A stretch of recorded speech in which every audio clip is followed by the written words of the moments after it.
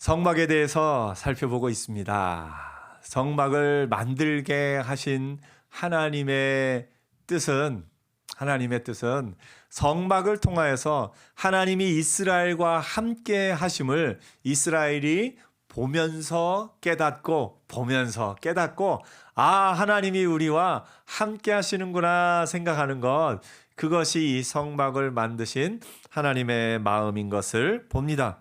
그 하나님께서 이제 이 성막을 만들게 하신 후에 이 성막 가운데 하나님이 함께 하심을 보여주셨어요. 신약에 와서는 이 성막이 발전해서 구약에서는 성전이 되었고, 그것이 솔로몬의 성전, 나중에 이스라엘이 바벨론으로 끌려가면서 무너진 성전이 다시 스룹바벨이 회복한 스스룹바벨의 성전이 되었고, 예수님 시대에는 그 헤롯 왕이 이스라엘 백성들에게 환심을 사기 위해서 그 성전을 다시 증축하면서 헤롯의 성전이 그때 지어지기도 합니다. 이 성전을 짓는 모든 과정을 통해서 하나님께서 또 이스라엘 가운데 함께 하심을 보여주셨는데, 예수님께서 이 성전을 헐라 내가 사흘 만에 다시 지으리라 하시면서 예수님이 성전이심을 말씀하셨습니다. 그래서 예수님이 하나님의 임재의 상징, 임마누엘, 하나님이 우리와 함께 하신다 하는 그 하나님의 말씀이 예수님을 통해서 우리에게 이루어집니다. 그리고 그 성전이신 예수님, 그 안에 들어가는 자마다 살 것이고 예수 그리스도 안에 있는 자마다 살아나는 은혜, 생명을 얻는 은혜가 있습니다. 또한 이제는 우리를 향하여서 성전이라 하시네요. 하나님의 거하시는 전으로서 하나님이 그 안에 거하시는 하나님의 전으로서 이 땅 가운데 거룩하게 살라 하나님이 명하십니다. 그러므로 여러분, 조금 부담이 될지 모르겠지만 나는 하나님이 이 땅에 우리와 함께 하시는 증거입니다. 아멘. 여러분, 하나님의 이 땅에 우리와 함께 하신다는 것이 성막이었고, 그것이 성전이었고, 그것이 예수 그리스도였고, 그리고 그것이 오늘날의 교회입니다. 나라고 하면 좀 부담스러우니까 제가 교회라고 하겠습니다. 교회는 이 땅에 하나님의 성전이면서 하나님의 임재의 상징입니다. 그래서 여러분이 교회를 위해서 기도할 때 하나님이 우리와 함께 하심을 온 천하 만민이 보아 알게 하옵소서, 그것이 교회를 위한 우리의 기도입니다. 교회는 하나님이 세우시고 하나님이 지키실 겁니다. 그래서 여러분이 교회를 위해서 기도할 때 교회가 하나님의 임재의 상징이구나, 하나님이 교회를 통해서 역사하시는구나, 그것을 보면서 교회가 정말 하나님의 임재의 상징으로서 이 땅 가운데 하나님의 뜻을 이루는 하나님의 손과 발이 되기를 우리가 기도해야 할 겁니다. 그 가장 원형으로서 성막을 우리에게 보여주십니다. 그래서 그 성막에 있는 요소들은 하나님이 이 땅 가운데 우리와 함께 하심을 보여주는 그런 것으로서 요소가 있습니다. 성막을 좀 더 이제 글로 읽었는데 이것을 조금 더 이해하기 쉽게 또 그림으로 좀 한번 살펴보도록 하겠습니다. 성막이 이렇게 있습니다. 자, 여기 이렇게 넓이가 이쪽이 100규빗이면 얼마죠? 한 규빗이 사람의 팔꿈치에서 손끝까지 길이 약 45cm니까 100규빗이면 45m입니다. 이쪽으로는 50규빗, 그러니까 50규빗이면 45m의 절반 22.5m, 그 정도 되겠죠. 이쪽이 또 45m, 이렇게 직사각형 구조로 이루어진 것이 성막입니다. 그 한가운데 이렇게 제단을 만들고, 또 여기 물두멍, 제사장들이 제사를 드리러 들어갈 때 손을 씻는 물두멍이 있습니다. 그리고 이곳에 또 이 성소 안으로 들어가면 성소 안에 또 분향단이 있고 진설병 떡을 놓는 떡상이 있고 그리고 7 금촛대를 놓는 그런 곳이 있습니다. 이 안으로 들어가면 이 지성소에는 법궤가 있는 것을 봅니다. 이것을 우리 이제 조금 입체적인 모형으로 한번 보도록 하겠습니다. 입체적인 모형으로 보면 이렇습니다. 이쪽이 이 출입구예요. 여러분, 이스라엘 백성이 이 출입구가 어디를 향해 있는지 혹시 아십니까? 예, 이 출입구는 동쪽을 향해 있습니다. 해가 뜨는 쪽. 이게 동쪽을 향한 것도 의미가 있는 것이 뭐냐면 이스라엘 백성이 성막을 짓기 전에 이 광야로 나오기 전에 어디서 살았습니까? 애굽에서 살았어요. 이집트에서 살았어요. 이집트의 모든 신전들은 문이 어쪽에 나 있는지 아세요? 반대로 서쪽에 나 있습니다. 신전들이 대부분 서쪽에서 문이 나니 있는 이유는 뭐냐면 서쪽 문으로 열고 들어가면 동쪽에 해가 뜨기 때문에 해를 숭배하고 숭상하는 그들에게는 해를 향해서 나아가는 제단 구조를 만든 거예요. 근데 성막은 그와 반대입니다. 해를 등지고 이 앞으로 나아가게 되어 있습니다. 중세 시대에는 조금 이것이 또 바뀌어서 중세 시대의 성당들을 이렇게 보면은 문이 서쪽에 있어요. 들어가면 동쪽으로 이렇게 그 강대상과 모든 것이 만들어져 있습니다. 왜 그런지 아세요?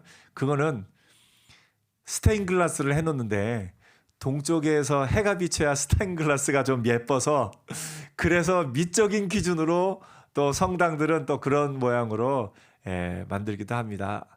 성막은 동쪽으로 들어가는 거예요. 동쪽으로. 간혹 그 이제 사본들 가운데 알렉산드리아 사본이나 그 뭐랄까 이 이집트 지역에 있던 그 랍비들이 기록한 것을 보면 이 성막을 북쪽으로 이야기하기도 합니다. 왜 그런가 학자들이 연구해 보니까 알렉산드리아에서 바라보는 이스라엘 예루살렘은 어느 쪽입니까? 조금 북쪽에 있죠. 그래서 그쪽에서는 그렇게 기록을 하지 않았을까 학자들이 이야기하기도 합니다. 아무튼 이 입구는 동쪽입니다. 동쪽에 이렇게 소가 보이죠. 소도 잘 그렸네요. 예. 좀 확대해서 볼까요? 확대해서 볼 수 있을래나요? 안 되나요? 네, 이렇게 좀 확대해서 소가 있습니다. 여기 소가 있고 또 이쪽에 이제 제단이 있죠. 제단이 있습니다. 이제 이렇게 소가 있고 이 제단이 있습니다. 제단이 이렇게 있고 이곳에 와서 제사를 드립니다. 소를 잡아서 제사를 드리고 이제 제사장들은 이 물두멍에 가서 손을 씻고 또 이 안쪽에 들어가면은 여기 7 금촛대가 보이고 그 다음에 떡 놓는 상이 보이고 분향 향을 놓는 곳이 보이고 이 안에 이제 가림막이 있고 이 안에가 지성소인 것을 이렇게 보게 됩니다. 이 전체는 이렇게 기둥들로 계속해서 촘촘하게 있고 말씀드렸다시피 이 길이가 22.5m 50규빗이고 세로로 이쪽 이 길이가 이제 45m 100규빗인 것을 봅니다. 그 다음 것을 보면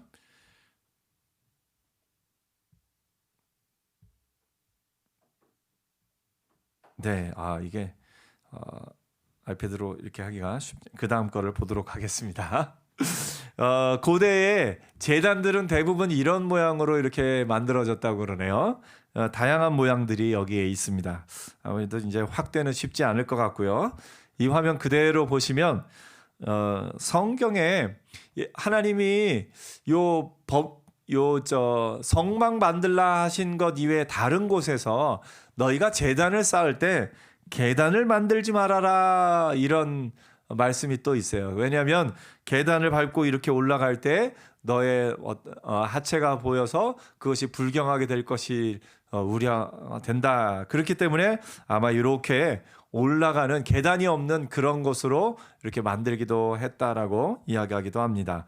그래서 제단을 이렇게 만들고 고대 제단들은 이런 다양한 모양들이 있습니다. 그 돌로 쌓아 만든 이런 제단을 만들 때는 하나님이 성경에 돌을 만들 때는 돌을 이렇게 깎아서 사각형으로 이렇게 만들어서 쌓지 말고 돌 원형 그대로로 쌓아서 제단을 만들어라. 사람이 가공한 제단이 아니라 자연 그대로의 돌을 써야 된다. 이렇게 이야기하시기도 합니다.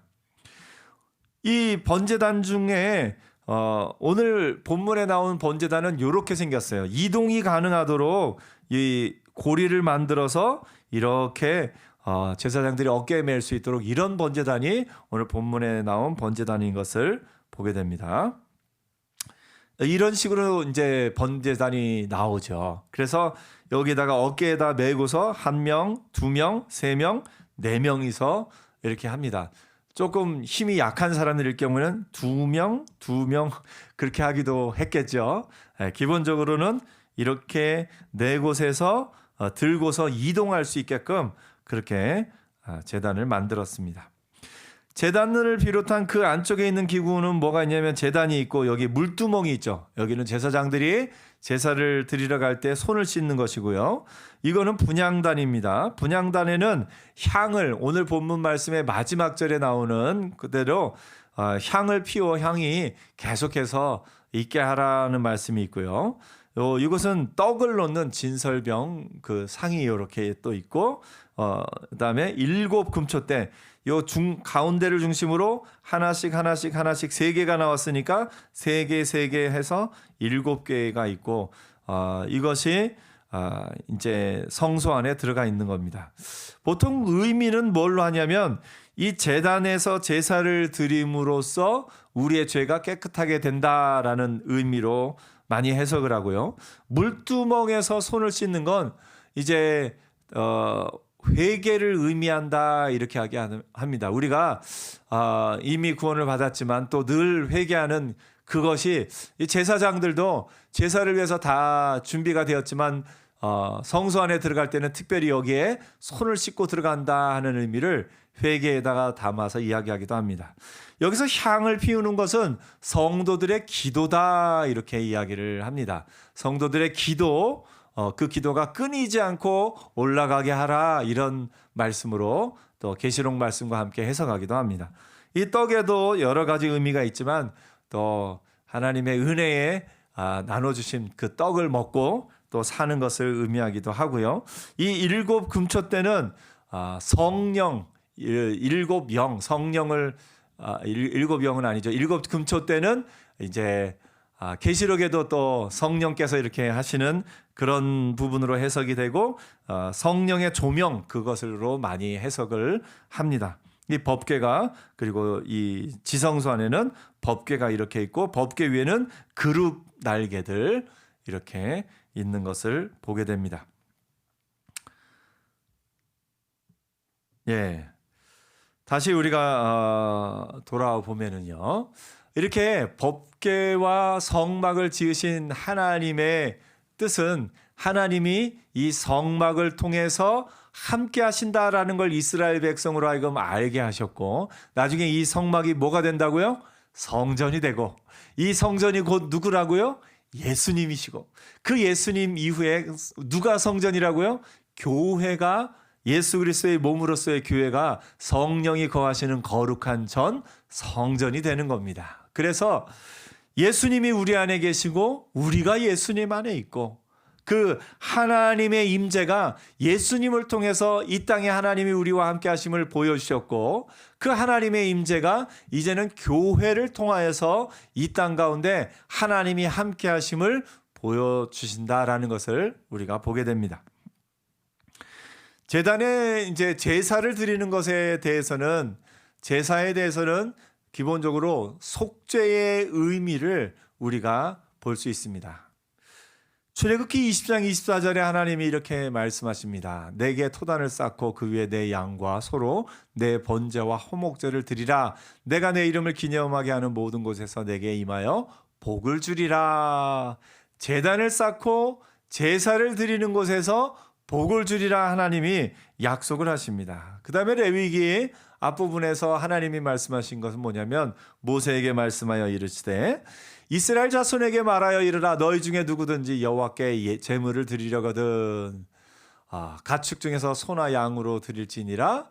그다음에 흠없는 수컷으로 여호와 앞에 기쁘게 받으시도록 드릴지어다 하시면서 그는 번제물의 머리에 안수할지니 그를 위하여 기쁘게 받으심이 되어 그를 위하여 속죄가 될 것이라. 나중에 가면 이게 번제 또 소제 또 속죄제, 속건제, 화목제 이렇게 다양하게 좀 해석하는 부분들이 있지만 기본적으로 이 제사의 의미는 이 제물을 통해서 제물이 나의 죄를 대신하여 죽는 것을 보면서 내 죄가 결국은 죽음이구나.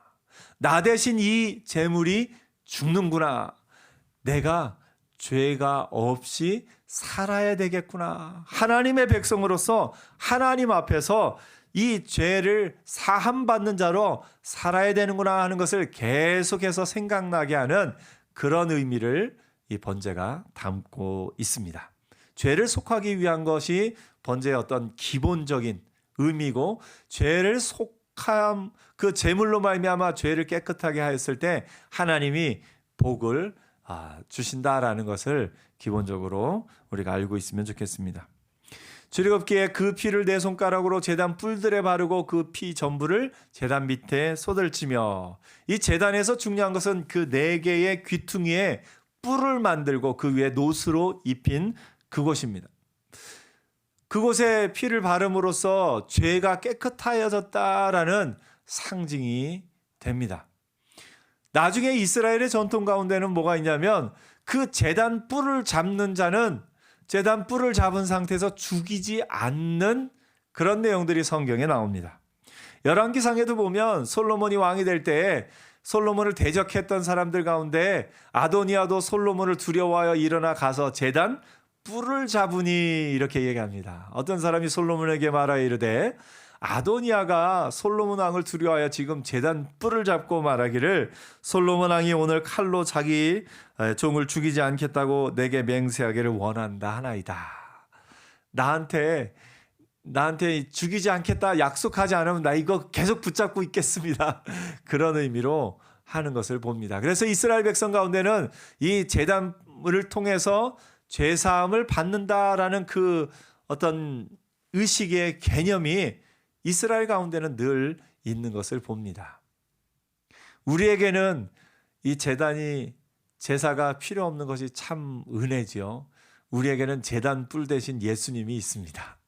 예수님을 붙잡고 있고 예수님 안에 있으면 우리의 모든 죄를 예수께서 그 피로 대속하셨기 때문에 우리는 정죄할 것이 없는 자, 하나님의 은혜 안에서 죄사함을 받은 자로 살아가는 줄 믿습니다.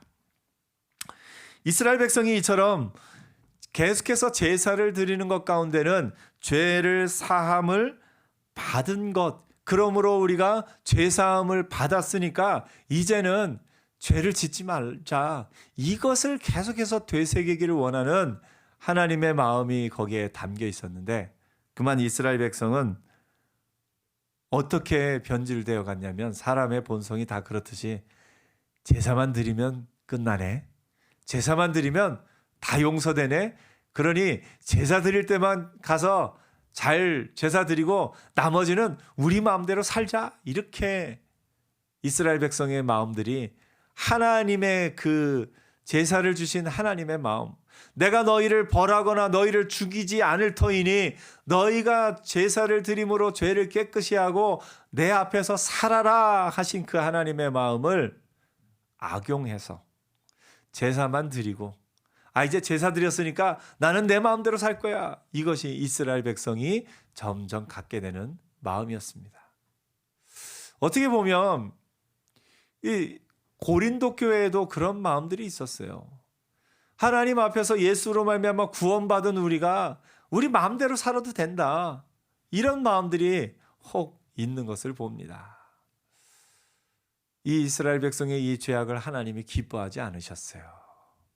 오늘 여러분, 우리를 용서하신 하나님의 뜻은 용서받은 자로 죄짓지 말고 살아라. 하나님 앞에서 하나님의 말씀대로 하나님의 뜻대로 살아라 하는 하나님의 마음이 그 가운데 있는 것을 우리가 알고 기억하고, 이제 죄사함을 받은 자로 죄로부터 점점 멀어지고 점점 더 예수 그리스도의 믿음의 장성한 분량에까지 자라가고 성화되어가는 저와 여러분 되기를 축복합니다. 이스라엘 백성의 실패는 우리에게 많은 것을 보여줍니다. 우리 이스라엘 백성의 실패 가운데 하나님이 그 이스라엘 백성을 향해서 무엇라고 말하셨는지 한번 좀 살펴볼까요? 이사야에 보면 이렇게 말씀하십니다. 여호와께서 말씀하시되 너희의 무수한 재물이 내게 무엇이 유익하냐. 이스라엘 백성은 착각을 했어요. 재물만 하나님 앞에 드리면 된다. 이것은 어떻게 보면 이방인들로부터 들어온 개념입니다. 이방인들은 자기가 잘 되게 하기 위해서 신을 조종할 수 있다라고 착각했어요. 그래서 이 이방인들은 제사를 드리면서 신에게 더 비싼 것, 더 어떤 것을 바침으로써 이 땅에 비도 내리고, 기후제가 그렇죠. 비도 내리고 뭐도 내리고 뭐도 하고 할 수 있을 것이다 생각을 합니다. 이스라엘은 그래서는 안 됐어요. 이스라엘은 하나님을 조종하려고 하는 그런 시도를 해서는 안 됐어요. 그리고 하나님이 이스라엘 백성의 죄에 무감각하거나 관심 없는 분으로 착각하는 것, 그것이 이스라엘 백성의 실패였습니다. 하나님은 재물을 원하신 것이 아니라 그 재물을 통해서 이스라엘 백성이 깨닫고 하나님의 말씀 앞에 나와서 말씀대로 하나님의 백성답게 살기를 원하셨습니다. 그런데 이스라엘 백성은 재물만 드리면 끝이다 생각하니까 하나님이 이렇게 말씀하십니다. 나는 수량의 번제와 살찐 짐승의 기름에 배불렀고 수송아지나 어린 양이나 수렴소의 피를 기뻐하지 아니하노라. 내가 정말 원하는 건 제사가 아니라는 거예요. 내가 내 앞에 보이러 오니 이것을 누가 너에게 요구하였느냐. 내 마당만 밟을 뿐이니라 하면서 헛된 재물을 다시 가져오지 말라. 이스라엘 백성들이 발바닥 신자가 발바닥 백성이 되어가네요. 성전 뜰을 밟으면서 발바닥만 성전을 밟고 그 나머지 온몸은 죄악 가운데 물들어 있었던 이스라엘 백성의 모습을 봅니다. 분향은 내가 가증히 여기는 바요 월삭과 안식일과 대회로 모이는 것도 그러하니 성회에 아울러 악을 행하는 것을 내가 견디지 못하겠노라. 내 마음이 너희의 월삭과 정언절기를 싫어하나니 그것이 내게 무거운 짐이라 내가 지기에 곤비하였느니라. 너희가 손을 펼 때에 내가 내 눈을 너희에게서 가리고 너희가 많이 기도할지라도 내가 듣지 아니하리니 이는 너희의 손에 피가 가득함이니라. 너희는 스스로 씻으며 스스로 깨끗하게 하여 내 목전에서 너희 악한 행실을 버리며 행악을 그치고 선행을 배우며 정의를 구하며 학대받는 자를 도와주며 고아를 위하여 신원하며 과부를 위하여 변호하라 하였느니라. 하나님이 정말 원하시는 것은 번제의 제물이 아니라 그 번제를 통하여 이스라엘 백성이 이 제사를 통해서만 우리의 죄가 깨끗해짐을 보면서 죄를 점점 멀리하고 하나님의 말씀 앞으로 하나님 앞으로 나아오기를 원하신 겁니다. 하나님이 죄를 미워하는 분이신 것을 깨닫기를 원하셨습니다. 하나님이 이스라엘 백성과 함께 하기 위해서는 이스라엘 백성의 죄가 깨끗해져야 함을 이스라엘 백성이 깨닫기 원하셨다는 겁니다. 하지만 이스라엘 백성은 번제만 남고 그들의 죄를 회개하고 그들의 죄를 깨끗이 하는 것은 멀리했습니다. 호세아에서는 이렇게 말합니다. 나는 인애를 원하고 제사를 원하지 아니하며 번제보다 하나님 아는 것을 원하노라. 이렇게 이야기합니다. 또 아모스에서는 이렇게 얘기합니다. 내가 너희 절기를 미워하며 멸시하며 너희 성회들을 기뻐하지 아니하나니 너희가 내게 번제나 소제를 드릴지라도 내가 받지 아니할 것이요 너희의 살찐 희생의 화목제도 내가 돌아보지 아니하리라. 내 노랫소리를 내 앞에서 그칠지어다. 내 비파소리도 내가 듣지 아니하리라. 오직 정의를 물같이 공의를 마르지 않는 강같이 흐르게 할지어다. 의로움을 원하시는 하나님의 마음이 여기에 담겨 있습니다. 미가서에는 이렇게 노래합니다. 내가 무엇을 가지고 여호와 앞에 나아가며 높으신 하나님께 경배할까? 내가 번제물로 1년 된 송아지를 가지고 그 앞에 나갈까? 여호와께서 천천의 수장이나 만만의 강물 같은 기름을 기뻐하실까? 아니요.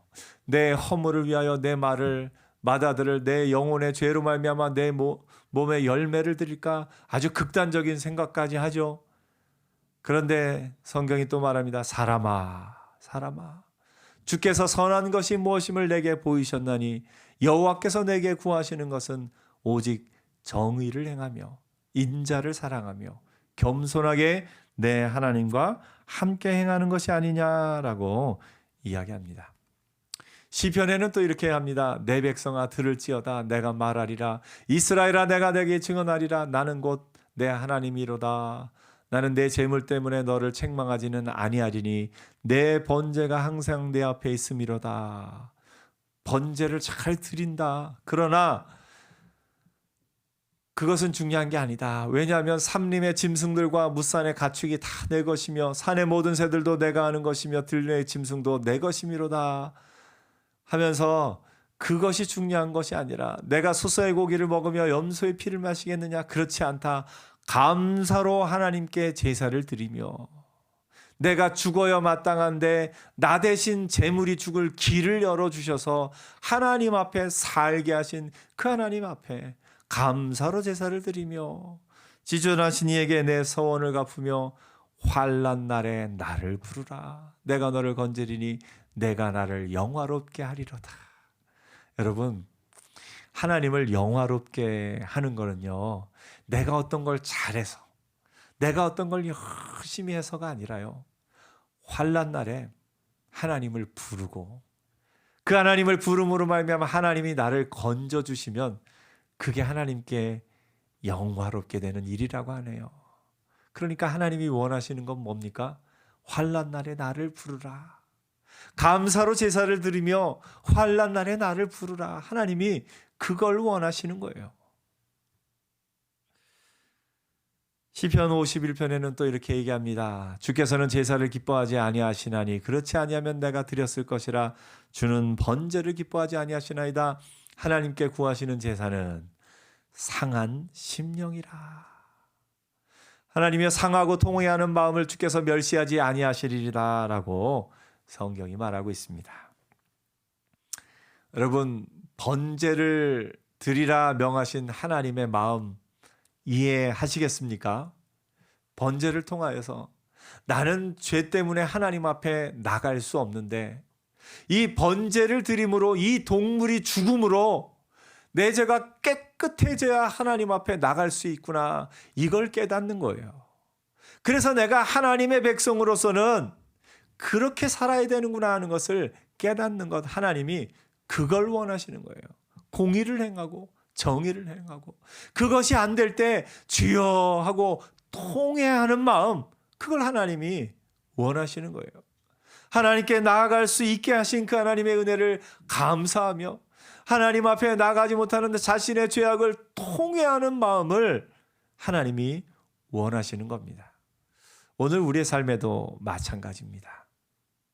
우리의 삶에 하나님이 정말 원하시는 것은 내가 무엇을 어떻게 해서 뭘 드릴까? 내가 무엇을 어떻게 할까? 그것보다 하나님, 나는 구원을 얻을 자격이 없는 사람입니다.